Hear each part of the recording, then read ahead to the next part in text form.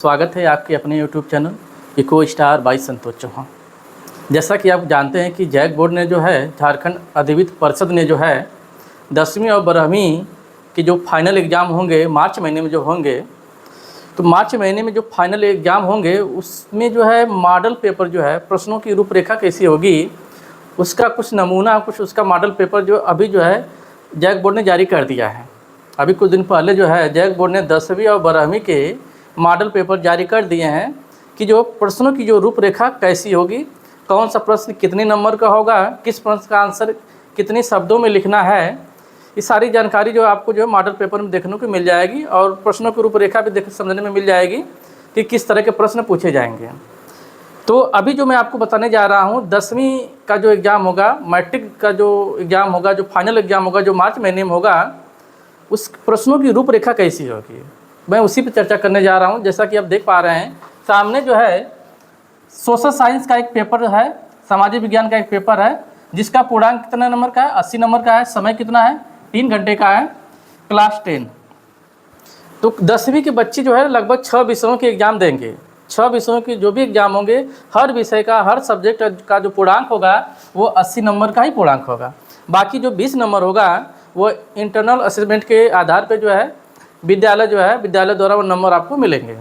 80 number की retain exam होंगे, 20 number जो है आपको विद्यालय की तरफ से दिया जाएगा। चूँकि 6 विषय है तो 6 दूनी 12, 120 नंबर जो है आपको जो है विद्यालय के द्वारा दिया जाएगा। लेकिन आपको इस आधार पे जो है ये आपको 120 नंबर मिलेगा। 120 में जितना नंबर आप उठा सकें आपको इस आधार पर नंबर मिलेगा कि आप विद्यालय कितना दिन गए हैं, विद्यालय में आपकी उपस्थिति कितनी अच्छी है।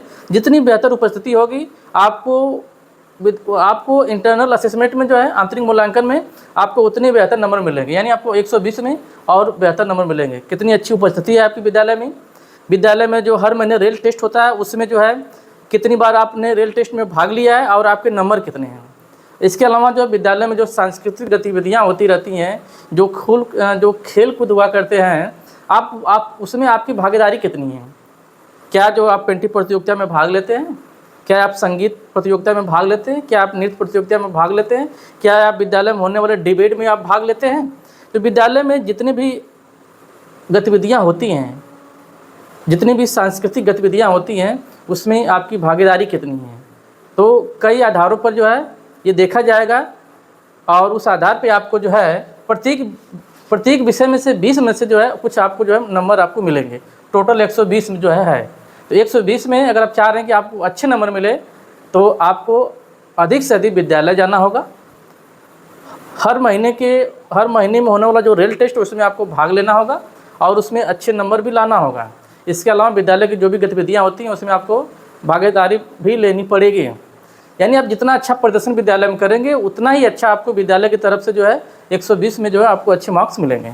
बाकी जो बच्चा 80, अगर 6 विषय की बात करें तो 80 गुणे 6, 8 6 48, 480 नंबर जो है कि आपके रिटेन एग्जाम होंगे। आप एग्ज़ाम देंगे, 480 में आप कितना नंबर मैक्सिमम आप उठा पाएंगे ये तय करेगा कि आपकी मेहनत कितनी है, पढ़ाई को लेकर जो आप कितने जागरूक है, आपने कितनी अच्छी तैयारी की है। इस आधार पर जो है आप एग्ज़ाम देंगे, जितना अच्छा एग्जाम आपको जाएगा उतने अच्छे आपको नंबर मिलेंगे। बाकी 120 नंबर जो आपको विद्यालय की तरफ से दिया जाएगा, 120 नंबर तो नहीं मिलेगा, ये इस आधार पर मिलेगा कि आप विद्यालय में कितने दिन उपस्थित रहे हैं, कितना अच्छा प्रदर्शन रहा है, कितना अच्छा आपका व्यवहार रहा है। कई आधार, कई सारे मानक है, उस सारे मानकों को देखते हुए जो आपको विद्यालय से जो है 120 में से नंबर आपको मिलेंगे। 120 480 जोड़ देंगे तो 600 का आपका पूर्णांक होता है।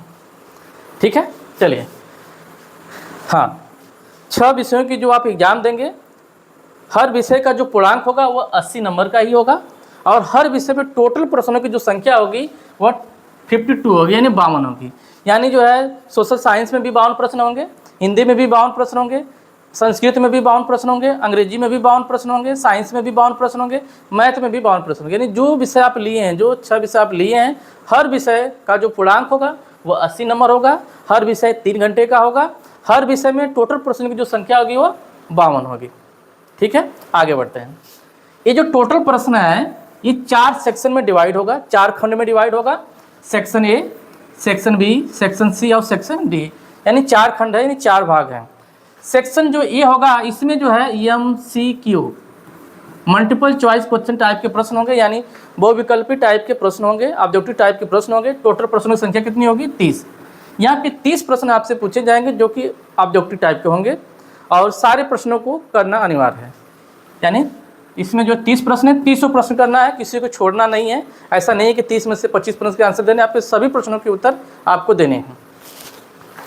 और प्रत्येक प्रश्न जो है वो 1 नंबर का है, यानी 30 प्रश्न है तो आपको कितने मिल सकते हैं? अधिकतम 30 नंबर आपको मिल सकते हैं। दूसरा जो सेक्शन बी है, इसमें जो टोटल प्रश्न होंगे वो 8 प्रश्न होंगे। संख्या होगी प्रश्न संख्या 31 से लेकर 38 तक। यानी जो आपके पेपर में जो है प्रश्न संख्या क्वेश्चन नंबर जो है 31 से लेकर 38 तक के जितने भी प्रश्न होंगे वो सेक्शन बी में आएंगे, खंड बी में आएंगे, खंड ख में आएंगे। और उसमें प्रश्नों की संख्या कितनी होगी?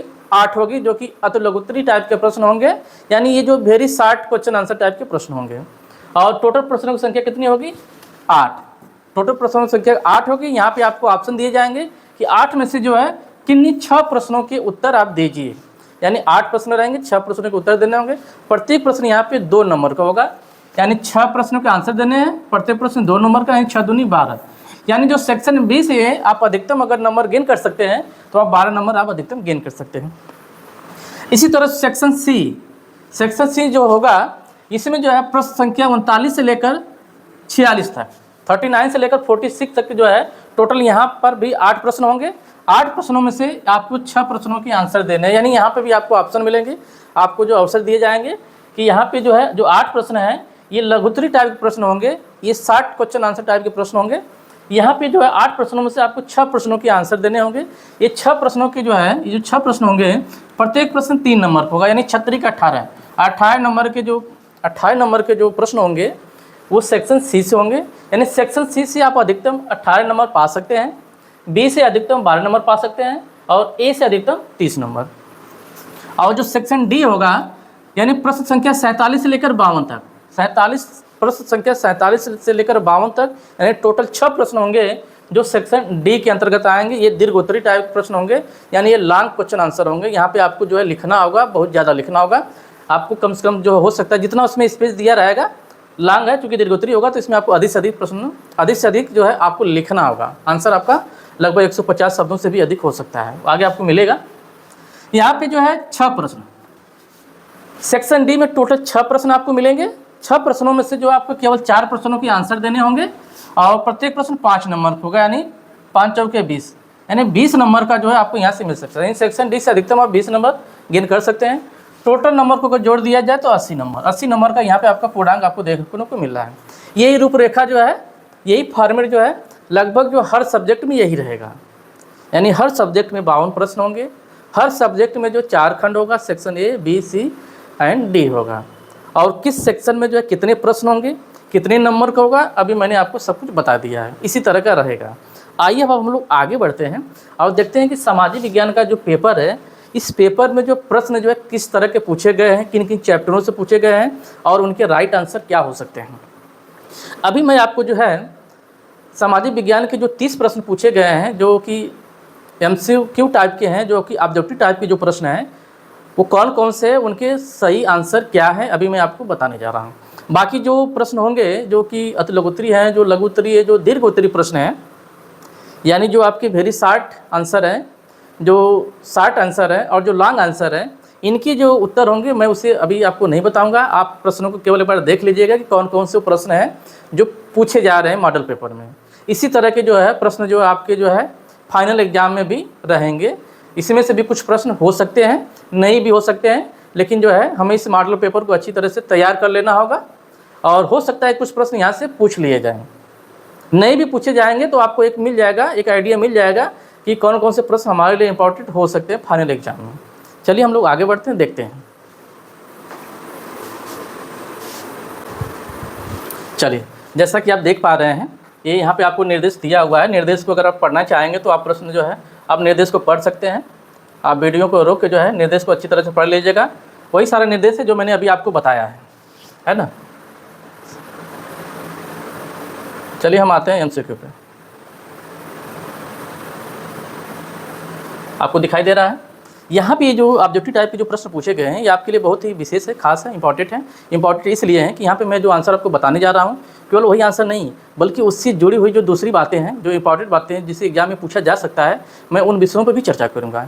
इसलिए जो है आज का वीडियो आपके लिए बहुत खास है। चलिए,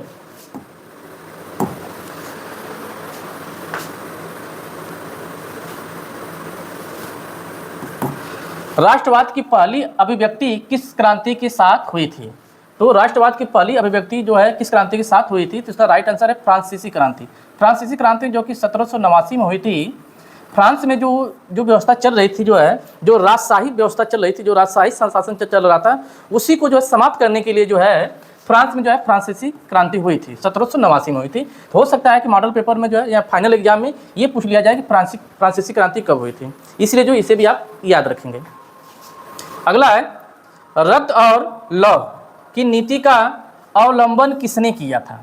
तो रक्त और लौ की नीति, जो रक्त और लौ की जो नीति थी, जो है बिस्मार्क ने किया था। बिस्मार्क ने जो है जर्मनी का एकीकरण लगभग 1862 में जो है जर्मनी का एकीकरण करने के लिए जो है ओटो वान बिस्मार्क ने जो है रक्त और लौ की नीति को अपनाया था। किस उद्देश्य के लिए अपनाया था? जर्मनी का एकीकरण करने के उद्देश्य से अपनाया था। तो ये याद रखेंगे आप लोग। चलिए आगे हम लोग देखते हैं।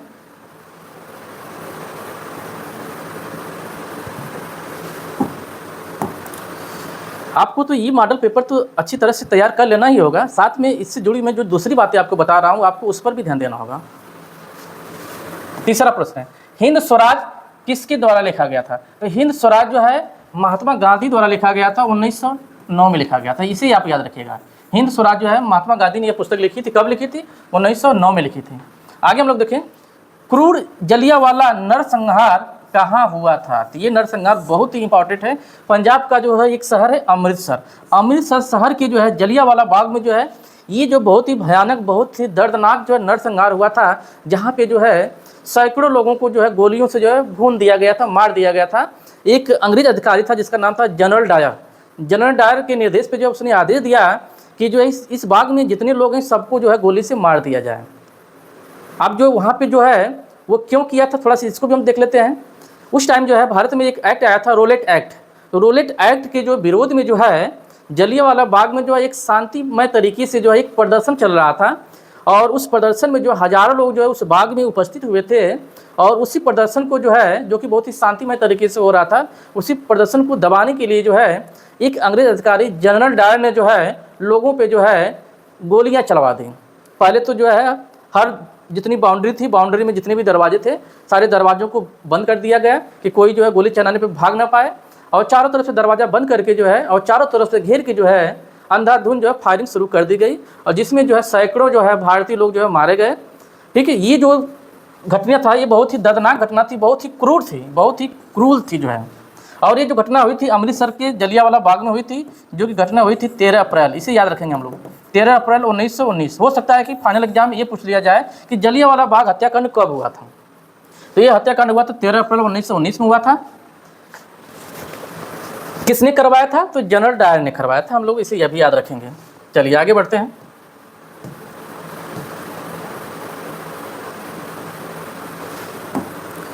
सिल्क रूट का अर्थ है, सिल्क रूट, सिल्क रूट। थोड़ा सा इसको अगर देख लें थोड़ा सा, सिल्क रूट है ना, सिल्क रूट। सिल्क रूट जो है ये एक प्रकार का जो है व्यापारिक मार्ग था, व्यापारिक मार्ग था, जो कि लगभग अगर देखा जाए तो दूसरी शताब्दी से लेकर 15वीं शताब्दी तक ये चला जो है। ये एक बहुत बड़ा जो है सड़क मार्ग था जो है, जो कि एशिया, यूरोप और उत्तरी अफ्रीका के कई सारे देशों को जोड़ता था। यानी एक बहुत बड़ा, बहुत विशाल ये मार्ग था, जो कि प्राचीन समय में था। लगभग दूसरी शताब्दी से लेकर 15वीं शताब्दी तक जो है ये मार्ग जो बहुत ही फेमस था। इस पर जो बड़े पैमाने पे व्यापार होता था। इसमें जो है रेशम का व्यापार होता था, और जो है सोने चांदी का व्यापार होता था, मसाले का व्यापार होता था, कपड़े का व्यापार होता था, उनका व्यापार होता था। लेकिन ये जो मार्ग है, इस मार्ग से जो है सबसे ज़्यादा अगर व्यापार होता था तो वो रेशम का होता था, सिल्क का होता था। खासतौर से जो है चाइना जो है विभिन्न देशों को जो है इसी मार्ग से जो है वो क्या करता था, रेशम का जो है निर्यात करता था। इसलिए जो है क्योंकि इस मार्ग से जो है रेशम का सबसे अधिक व्यापार होता था, इसलिए जो है इस मार्ग को क्या कहा गया, सिल्क रूट कहा गया। तो ये जो सिल्क रूट था एक बहुत बड़ा जो व्यापारिक नेटवर्क, समझ कि व्यापारिक मार्गों का एक बहुत बड़ा नेटवर्क था यह, जो कि एशिया को यूरोप और उत्तरी अफ्रीका से जोड़ने वाला एक मार्ग था यह। तो इसका राइट आंसर हो जाएगा सिल्क रूट। एशिया को यूरोप और उत्तरी अफ्रीका से जोड़ने वाला ये मार्ग का एक नेटवर्क था, जो कि हमारा जो है जो प्राचीन समय था, जो मध्यकालीन समय था। प्राचीन और मध्यकालीन को अगर मिला दिया जाए तो लगभग मान के लिए दूसरी शताब्दी से लेकर 15वीं शताब्दी तक का जो है जो दौर रहा है, ये उस दौर की बात हो रही है। चलिए आगे हम लोग देखते हैं।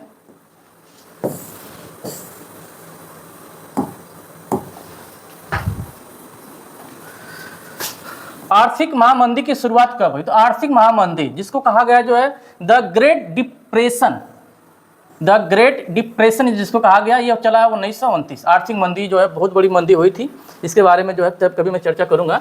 आप याद रखिएगा आर्थिक मंदी जो है 1929 में जो इसकी शुरुआत हुई।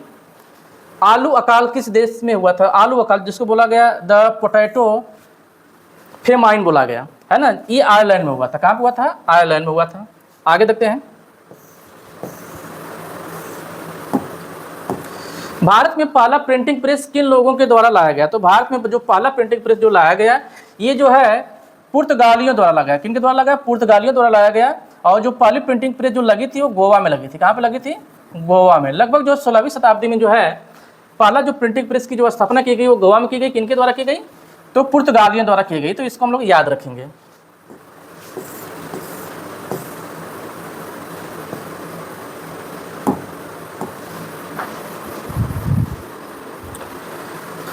मोटे कपास का उत्पादन कई देशों में किया जाता था, लेकिन बेहतर किस्में कहाँ से आती थी? तो मोटे कपास का की जो सबसे बेहतर जो किस्म है वो भारत से आती है। कहाँ से? भारत से। किस मिट्टी में लौह धातु की अधिकता होती है? लौह धातु लाल मिट्टी में। और लाल मिट्टी में जो है लोहे की अधिकता के कारण ही जो है इस मिट्टी का कलर किसमें रेड कलर का होता है। तो लाल मिट्टी में जो है लौह धातु यानी जो लोहे की मात्रा अधिक होती है।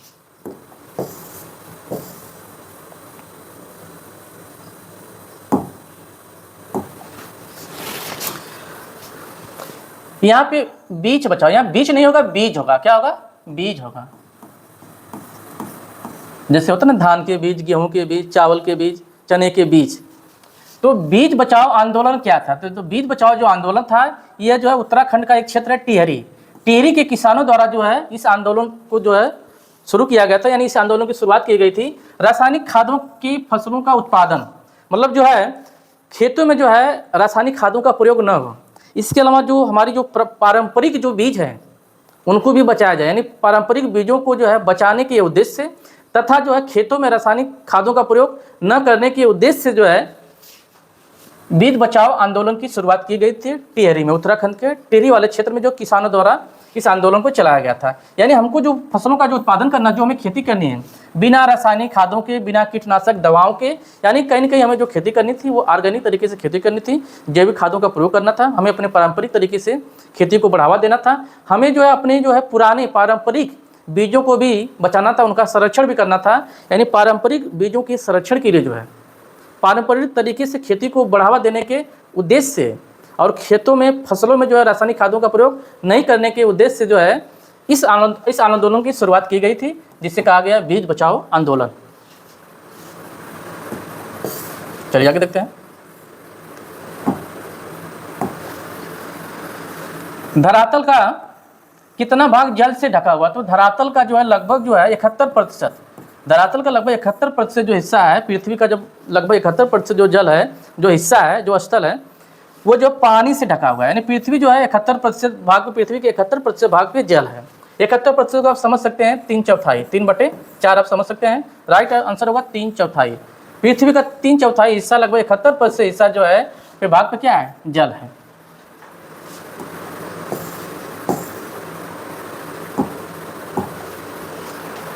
सुनहरा रेशा किस फसल को कहा जाता है? तो सुनहरा जो रेशा है जो है गोल्डन है ना, गोल्डन जो रेशा है जूट को कहा जाता है। जूट काफ़ी चमकदार होता है, सुनहरे कलर का होता है, इसी को कहा जाता है सुनहरा रेशा। 14 प्रश्न है। इसमें पवन महाशक्ति का दर्जा प्राप्त है। पवन महाशक्ति का जो दर्जा प्राप्त है किसको है? भारत को। याद रखिएगा भारत को। भारत में जो है पवन ऊर्जा, भारत में पवन ऊर्जा द्वारा जो है बहुत ज़्यादा जो है बिजली का प्रोडक्शन हो रहा है। यानी इस क्षेत्र में जो है भारत जो है बहुत आगे निकल चुका है। अगर देखा जाए राज्यों की अगर बात की जाए तो जो है सबसे अधिक बिजली का जो प्रोडक्शन होता है पवन ऊर्जा के मामले में जो है, पवन ऊर्जा का जो सबसे अधिक जो प्रोडक्शन होता है वो तमिलनाडु द्वारा होता है। किसके द्वारा? तमिलनाडु। उसके बाद अगर देखा जाए तो उसके बाद गुजरात है। उसके बाद क्या है? गुजरात है। तो सबसे अधिक जो पवन ऊर्जा का जो प्रोडक्शन होता है, जो उत्पादन होता है भारत में, वो तमिलनाडु में होता है, उसके बाद गुजरात होता है। लेकिन बात करें जो है पवन ऊर्जा की जो स्थापित जो क्षमता है, अगर हम क्षमता की बात करें तो वो गुजरात है। गुजरात में जो है पवन ऊर्जा के उत्पादन के लिए जो है यहाँ पे जो संयंत्र लगे हैं, उन संयंत्र की अगर उत्पादन क्षमता की बात करें तो सबसे अधिक उत्पादन क्षमता गुजरात के पास है। लेकिन सबसे अधिक जो है पवन ऊर्जा का जो उत्पादन होता है वो तमिलनाडु में होता है। तो हमें ये भी याद रखना होगा कि भारत में सबसे अधिक पवन ऊर्जा का उत्पादन तमिलनाडु में होता है। पवन ऊर्जा मतलब हवा से जो ऊर्जा प्रोड्यूस की जाती है, भारत में जो है पवन ऊर्जा का सबसे अधिक उत्पादन तमिलनाडु में होता है। भारत में पवन ऊर्जा की अगर उत्पादन क्षमता की बात करें कि सबसे अधिक पवन ऊर्जा उत्पादन क्षमता के संयंत्र कहाँ पे लगे हैं, तो वो गुजरात में लगे हैं। ठीक है। इसके अलावा जो पवन ऊर्जा है, पवन ऊर्जा को हम बोल सकते हैं गैर परंपरागत ऊर्जा। पवन ऊर्जा जो गैर परंपरागत ऊर्जा का एक स्रोत है। इसी जो है गैर परंपरागत ऊर्जा को नवीकरणीय ऊर्जा भी कहा जाता है। नवीकरणीय ऊर्जा भी कहा जाता है।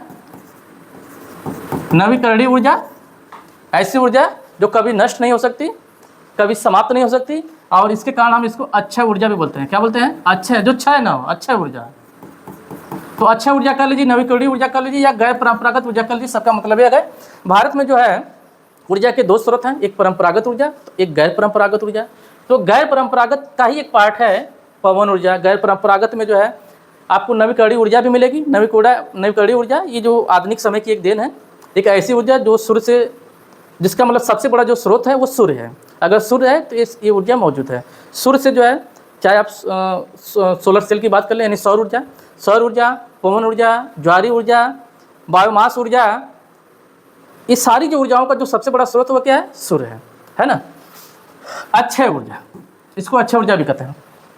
चलिए आगे हम लोग देखते हैं।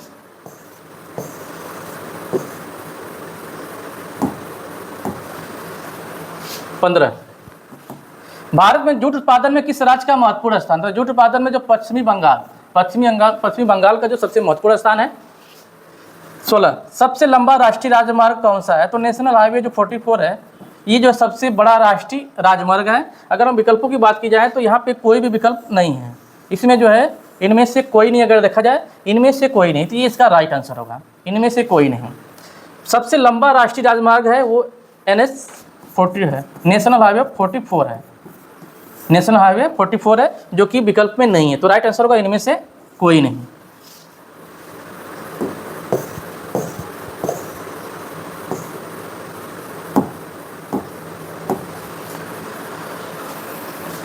श्रीलंका में बहुसंख्यक कौन? बहुसंख्यक जिनकी संख्या काफी अधिक है, तो सिंहली लगभग श्रीलंका में 74% है।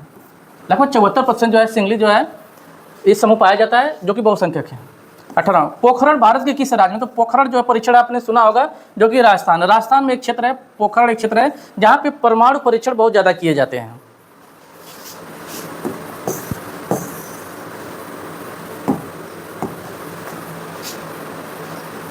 संघ सूची, राष्ट्र सूची और समवर्ती सूची का उल्लेख संविधान के किस अनुसूची में किया गया है? तो संघ सूची, राष्ट्र सूची और समवर्ती सूची, इसका जो जिक्र है 7वीं अनुसूची, संविधान के जो है 7वीं अनुसूची में जो इसका जिक्र किया गया है। आपसे एक प्रश्न है कि संविधान में कितनी अनुसूचियां हैं? इसका आंसर यूट्यूब के कमेंट बॉक्स में दीजिए। चलिए, भारतीय समाज माना जाता है, तो भारतीय समाज जो है एक पुरुष प्रधान देश है। भारत एक पुरुष प्रधान देश है ना, पुरुष प्रधान। यहाँ पर लिखा है मातृ सत्यात्मक नहीं, भातृ समाज लिखा है, इनमें से कोई नहीं, तो हो ही नहीं सकता। बच्चा भातृ और बच्चा एक पितृ सत्यात्मक समाज, तो एक पितृ सत्यात्मक समाज, ये इसका राइट आंसर होगा। भारत एक पुरुष प्रधान देश है, तो ये होगा पितृ सत्यात्मक समाज।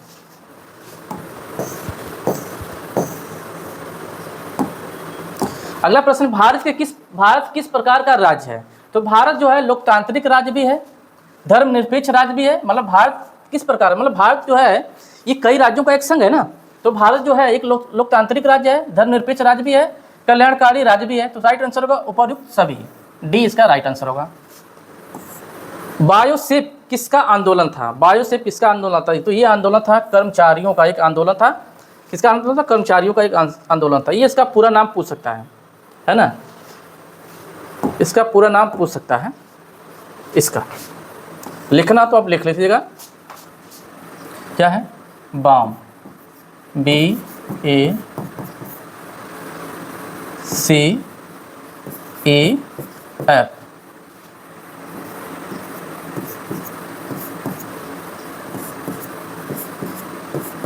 बी फॉर हो जाएगा backward, A for and, M for minority,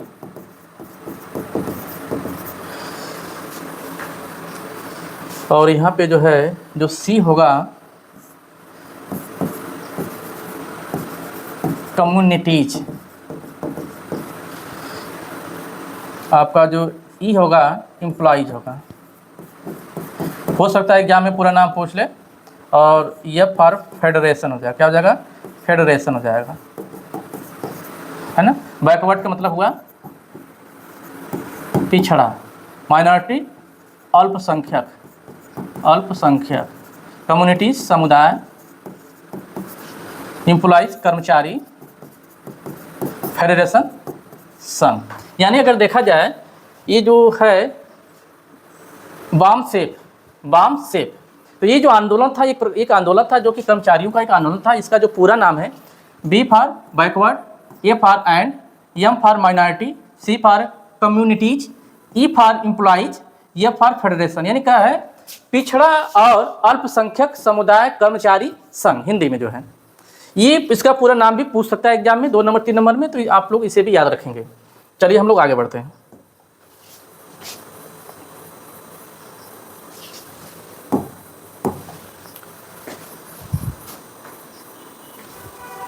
तेईस, राजनीतिक दलों को मान्यता कौन देता है? तो राजनीतिक दलों को जो मान्यता देता है वो चुनाव आयोग देता है। चुनाव आयोग जो है डिसाइड करता है कौन सी पार्टी होगी, जो है जितने भी राजनीतिक दल हो, चाहे वो क्षेत्रीय राजनीतिक दल हो चाहे राष्ट्रीय स्तर पर हो, इनको जो है अगर मान्यता देता है तो वो चुनाव आयोग देता है। राज्यों में जो है राज्य आयोग देगा, मतलब राज्य चुनाव आयोग देगा। 24, इनमें किस देश में एक दलीय शासन व्यवस्था है? एक दलीय शासन व्यवस्था जो है वह चाइना में है। चाइना में एक पार्टी है कम्युनिस्ट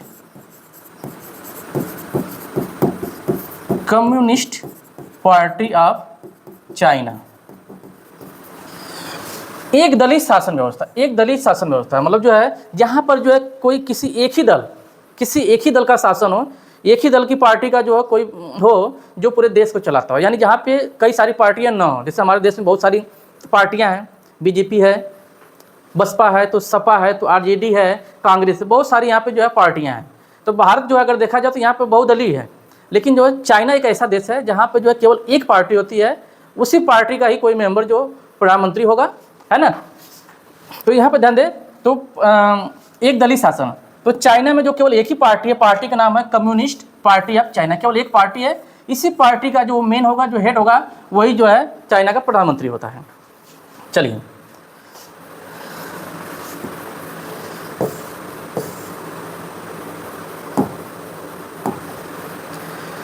भारत में लोकतंत्र की सफलता में क्या बाधा है? इसकी सफलता में बाधा क्या है? गरीबी भी एक बाधा है, मतदान का दुरुपयोग ये भी एक बाधा है, और शिक्षा ये भी एक बाधा है। यानी आंसर होगा उपरोक्त सभी। ये सारी चीज़ें जो है सफलता में एक बाधा है, लोकतंत्र की सफलता में एक बाधा है। आगे देखते हैं।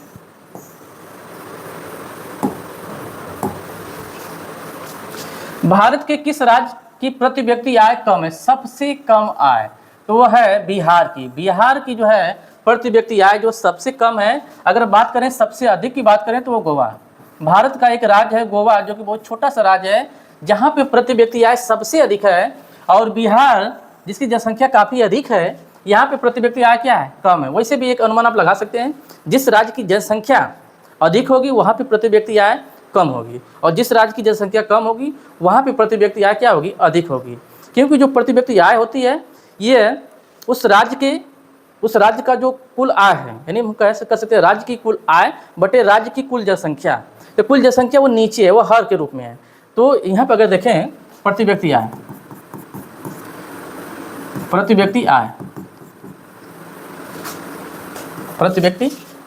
आय। अगर हम किसी राज्य का प्रति व्यक्ति आय निकालें तो हम देखेंगे उस राज्य में जो कुल इनकम कितनी है, कुल आय बटे कुल जनसंख्या। उस राज्य की जनसंख्या देखें, राज्य की जनसंख्या देखें। हम देख रहे हैं कुल जनसंख्या और प्रति व्यक्ति आय में विपरीत संबंध है, यानी जनसंख्या बढ़ेगी तो प्रति व्यक्ति आय क्या हो जाएगी, कम हो जाएगी। जनसंख्या यदि कम होगी तो प्रति व्यक्ति आय क्या हो जाएगी, बढ़ जाएगी। तो चूंकि बिहार की जनसंख्या काफ़ी अधिक है, जिसके कारण जो है बिहार में जो है प्रति व्यक्ति आय कम है। इसके अलावा जो है उत्तर प्रदेश की भी प्रति व्यक्ति आय कम है, लेकिन उत्तर प्रदेश और बिहार की अगर बात की जाए तो बिहार में जो है प्रति व्यक्ति आय सबसे कम है। और सबसे अधिक प्रति व्यक्ति आय अगर हम बात करें तो वो गोवा की है। गोवा की जनसंख्या बहुत ही कम है। रोजगार गारंटी अधिनियम कब लागू किया गया? रोजगार जिसको हम कहते हैं नरेगा भी बोलते हैं, क्या बोलते हैं, नरेगा भी बोलते हैं इसको, नरेगा क्या बोलते हैं, नरेगा भी बोलते हैं इसको। National rural employment guarantee act जिसको बोलते हैं, राष्ट्रीय ग्रामीण रोजगार गारंटी अधिनियम नरेगा, जो कि 2005 में इसे लागू किया गया, 2005 में। बाद में जो है ये जो नरेगा है, नरेगा बाद में जो है ये नरेगा जो 2005 में लागू किया गया था, बाद में नरेगा का नाम बदल दिया गया। इसका नाम बदल के मनरेगा हो गया। क्या हो गया, मनरेगा हो गया, जो कि 2 अक्टूबर 2009।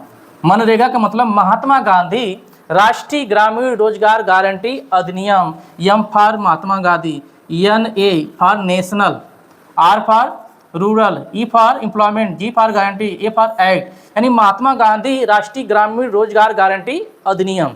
तो नरेगा आया था 2005 में, इसका नाम बदल दिया गया 2009 में। 2009 में इसका नाम बदल के नरेगा को मनरेगा कर दिया गया। तो हम इसे भी याद रखेंगे। हाँ, अगला प्रश्न बहुत ही इंपॉर्टेंट प्रश्न है। भारत में मुद्रा जारी कौन करता है? तो भारत में मुद्रा जो है 2 जगह से जारी की जाती है, 2 जगह से। एक है वित्त मंत्रालय, और दूसरा है RBI, reserve bank of India, central bank. ठीक है, RBI क्या करता है, ये 2 रुपया या 2 से अधिक, यानी 5, 10, 20, 50, 100, 500, 1000, 2000, 10,000, 20,000, जितना भी हो सके। भारत में जो RBI है, जो रिजर्व बैंक ऑफ इंडिया है, ये 2 रुपया या उससे अधिक की मुद्रा जो है ये RBI जारी करता है। और 1 रुपया या इससे कम की जो मुद्रा होती है वो भारत का एक विभाग है, वित्त मंत्रालय जारी करता है। यानी 1 रुपया या इससे कम की मुद्रा वित्त मंत्रालय जारी करता है, 2 रुपया या इससे अधिक की मुद्रा जो है वो RBI जारी करता है। वित्त मंत्रालय जो होता है, वित्त मंत्रालय के जो सचिव होते हैं, सचिव के सिग्नेचर जो आपको हो सकता है 1 रुपया या इससे कम की मुद्रा पे देखने को मिल जाए। और जो 2 रुपया या 2 से अधिक की जो मुद्रा होती है, इस पे जो है RBI के जो गवर्नर है उनके सिग्नेचर आपको मिलेंगे। चलिए, तो भारत में मुद्रा जारी करता है भारतीय रिजर्व बैंक। यहाँ पे देखें तो वित्त मंत्रालय का जिक्र नहीं है। अगर यहाँ पे वित्त मंत्रालय भी आ जाता तो वो भी आंसर हो सकता था। तो वित्त मंत्रालय 1 रुपया या इससे कम की मुद्रा जारी करता है, और RBI 2 रुपया या इससे अधिक की मुद्रा जारी करता है भारत में। कागज से बनी मुद्रा क्या कहलाती है? कागज से क्या बनता है? पत्र बनता है, यानी पत्र मुद्रा। पत्र मुद्रा जो कागज से बनी होती है, जो हमारे जो नोट्स होते हैं उसी को बोलते हैं कागजी मुद्रा। चलिए, लास्ट प्रश्न है, सूचना का अधिकार अधिनियम कब पारित किया गया? तो ये अधिनियम जो है 2005 में पारित किया गया था। हालांकि ये अधिनियम जो है ये जून 2005 में जो ये पारित हुआ था, अक्टूबर 2005 में इसे लागू कर दिया गया था। तो 2005 इसका राइट आंसर होगा। तो बच्चों ये रहा 30 प्रश्नों का एक सेट रहा, जो कि सारे प्रश्न ऑब्जेक्टिव टाइप के थे।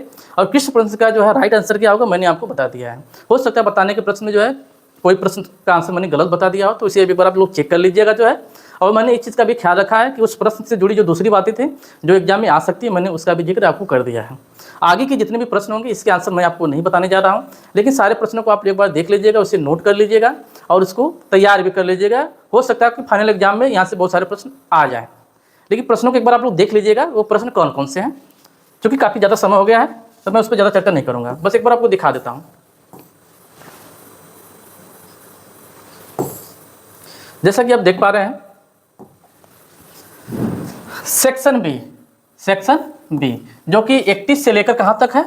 38 तक है। 31 से लेकर 38 तक है। टोटल प्रश्न यहाँ पे कितने हैं? टोटल 8 प्रश्न हैं। 8 में से केवल 6 प्रश्नों के आपको यहाँ पे आंसर देने हैं। प्रश्न कौन कौन से देख लीजिए। राष्ट्रवाद से आप क्या समझते हैं याद कर लीजिएगा। वियना सम्मेलन की मेजबानी किसने की थी, आप लोग देख लीजिएगा। जैविक युद्ध से क्या तात्पर्य है, स्पिनिंग जेनी क्या है ना, इसको भी आप लोग देख लीजिएगा।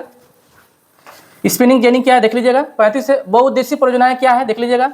जल संचार क्या है देख लीजिएगा। लैंगिक असमानता किसे कहते हैं, मनरेगा, जो मैंने अभी बताया था, मनरेगा का पूरा नाम लिखिए, अभी जो मैंने आपको बताया था। तो सारे प्रश्नों के आंसर आप लोग देख लीजिएगा। हो सकता है कि एग्जाम में जो है ये प्रश्न न आए, लेकिन इससे संबंधित जो दूसरे प्रश्न हैं वो प्रश्न एग्जाम में पूछ सकता है। जैसे मनरेगा है ना, हो सकता है पूछ दे कि मनरेगा किसे कहते हैं, भारत में मनरेगा कब लागू किया गया था, जो है इसका उद्देश्य क्या है, मनरेगा है क्या। तो मनरेगा से संबंधित प्रश्न आप लोग देख लीजिएगा, ठीक है। वियना सम्मेलन की मेजबानी किसने की थी, कब की थी, क्यों हुई थी, आप लोग समझ लीजिएगा।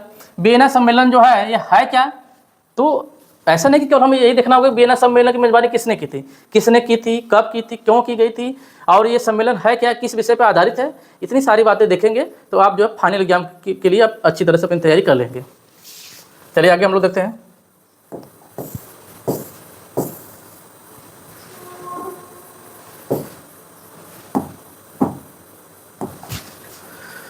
सेक्शन सी जो खंड है, यहाँ पर भी आपको 8 प्रश्न देखने को मिलेंगे। 8 प्रश्न देखने को मिलेंगे, कहाँ से, 39 से लेकर 46 तक, 39 से लेकर 46 तक जो है।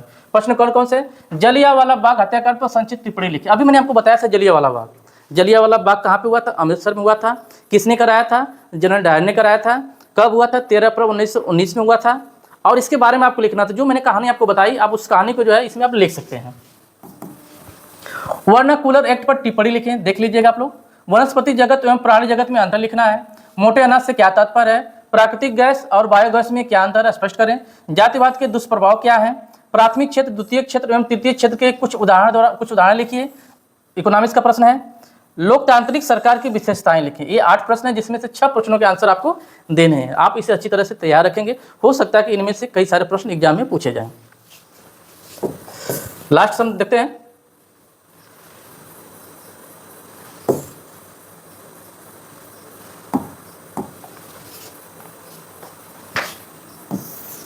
खंड घ सेक्शन डी 47 से लेकर कहाँ तक है, 52 तक है। टोटल यहाँ पे 6 प्रश्न है जिसमें से 4 प्रश्न के आंसर आपको देने हैं। सारे प्रश्न दीर्घोत्तरी टाइप के हैं। जर्मनी एकीकरण की प्रक्रिया का संक्षेप में वर्णन करें। जर्मनी की एकीकरण के लिए जो है बिस्मार्क ने जो है रक्त और लव की नीति को अपनाया था। देख लीजिएगा आप लोग। असहयोग आंदोलन असफल क्यों हुआ, असहयोग आंदोलन महात्मा गांधी के द्वारा शुरू किया गया। असहयोग आंदोलन क्यों ये जो है असफल हुआ, ये आंदोलन कब हुआ जो है ना, ये सब सारी बातें आप लोग देख लीजिएगा। 49 प्रथम विश्व युद्ध यूरोप में लड़ा गया था, परंतु उसके प्रभाव पूरे विश्व में अनुभव किए गए। देख लीजिएगा। 100 उदाहरण स्पष्ट कीजिए। 50वां मुद्रण संस्कृति ने भारत में राष्ट्रवाद के विकास में क्या मदद की, देख लीजिएगा। भारत में रबी फसल और खरीफ फसल में अंतर स्पष्ट करें। लास्ट प्रश्न है, भारत में सौर ऊर्जा का भविष्य उज्ज्वल क्यों है और व्याख्या करें। तो इस प्रश्न को भी आप लोग देख लीजिएगा। ये रहा 52 प्रश्न का एक सेट रहा। इसी तरह के जो है प्रश्न जो आपके फाइनल एग्जाम में पूछे जाएंगे। आपको इसमें आपको अंदाज़ा लग गया है कि 30 प्रश्न ऑब्जेक्टिव के रहेंगे, 8 प्रश्न जो है अति लघु उत्तरी के रहेंगे, 8 प्रश्न लघु उत्तरी के रहेंगे, 6 प्रश्न दीर्घ उत्तरी प्रश्न रहेंगे। टोटल 52 प्रश्न होंगे जो कि 80 नंबर के होंगे और 20 नंबर आपको विद्यालय की तरफ से हर विषय में आपको दिए जाएंगे। 20 में से 18 नंबर 19 नंबर, जितना बेहतर आप विद्यालय में आपकी उपस्थिति रहेगी, जितना अच्छा आप जो है विद्यालय की गतिविधियों में आप भाग लिए रहेंगे, जितना अच्छा आपका रेल एग्जाम होगा, इस आधार पर जो है हर विषय में से 20 में से जो आपको अच्छे मार्क्स दिए जाएंगे। यदि आप विद्यालय नहीं जाते हैं अपने, तो अभी से आज से जो है जो 120 नंबर है, आप चाहते हैं कि 120 में 120 नंबर हमको मिले, इसके लिए आपको अभी से आज से जो है हर दिन आपको विद्यालय जाना होगा, विद्यालय की गतिविधियों में भाग लेना होगा। हर रेल टेस्ट में भाग लेंगे, तभी आप जो 120 में से 120 या 120 में से 119 118 नंबर आप पाएंगे। अदरवाइज जो है अगर आपकी उपस्थिति विद्यालय में नहीं है तो आपको अच्छे नंबर यहाँ से नहीं मिलेंगे। यदि आपकी उपस्थिति 75% से कम है तो आपका नामांकन नहीं होगा, आपका रजिस्ट्रेशन नहीं होगा, आपका नामांकन रद्द हो जाएगा, रजिस्ट्रेशन भी नहीं होगा, या आप परीक्षा फॉर्म भी नहीं भर पाएंगे। तो जल्दी ही जो अगले महीने में विद्यालय में जो है 9वीं और 11वीं का रजिस्ट्रेशन होगा, 10वीं और 12वीं की जो एग्जामिनेशन फॉर्म भरे जाएंगे। अगर आपकी उपस्थिति विद्यालय में अच्छी नहीं है तो जो है विद्यालय में अपनी उपस्थिति अधिक से अधिक बढ़ाइए, ताकि जो है आपकी उपस्थिति 75% हो जाए। अदरवाइज जो है आपका रजिस्ट्रेशन और एग्जामिनेशन फॉर्म नहीं भरा जाएगा। ठीक है, आज का वीडियो आपको कैसा लगा हमें यूट्यूब की कमेंट बॉक्स में ज़रूर बताएं। धन्यवाद।